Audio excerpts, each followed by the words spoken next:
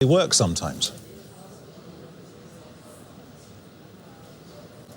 That's right. To put it into perspective, the last troop surge we had, foreign troops, it was a surge of 30,000 additional troops, and that was on top of a much higher base number. There were 100,000 troops already here, so 130,000 troops engaged in this effort here in Afghanistan back in 2011 and 2012. I think that probably had a significant amount more Afghan support because people actually thought that that mass could actually bring the war to an end. Right now, we're talking about maybe 5,000 troops. If NATO adds some more, perhaps 8,000. I don't think anybody here is under the illusion that that's going to end the war. The Trump administration's rationale here is that that would bring the Taliban to the bargaining table. So there is a lot of concern here in Afghanistan that this surge is really going to be a half measure at best. But I have a guest here who might be able to enlighten us on that. This is Mushtaq Rahim. Thank you for joining us. He's an international affairs analyst. And let me ask you, for starters, what is the status of the fight? Because it looks pretty rough right now.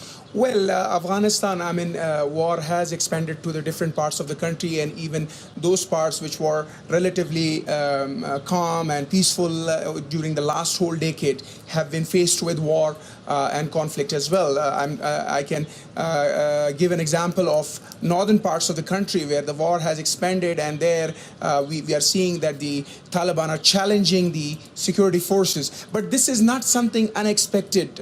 Following the withdrawal of the foreign forces as per plan, which completed in 2014, this was something very much expected because the opposition militant groups were expected to make sure that they challenge the government, to challenge the government and the state institutions, particularly security institutions and their capabilities.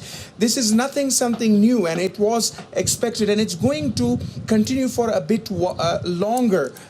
Both sides are trying to confirm that they have a hold on the situation. And as you know, U.S. intelligence officials are saying that even with more troops, things are likely to get worse here in the next year or two. So let me ask you, with NATO and the U.S. considering maybe 5,000 or so more troops, is that a good idea? You just said that in your part of the bit as well.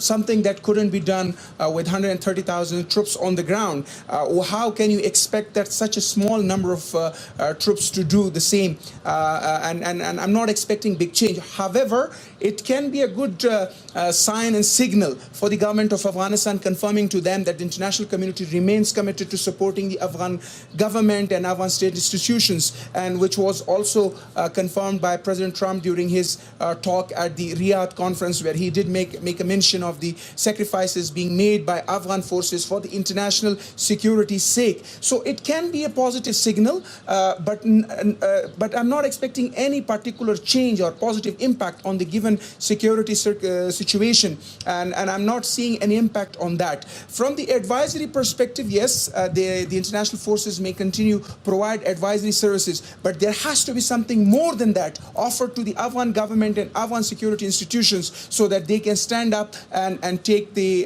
Taliban out of the country.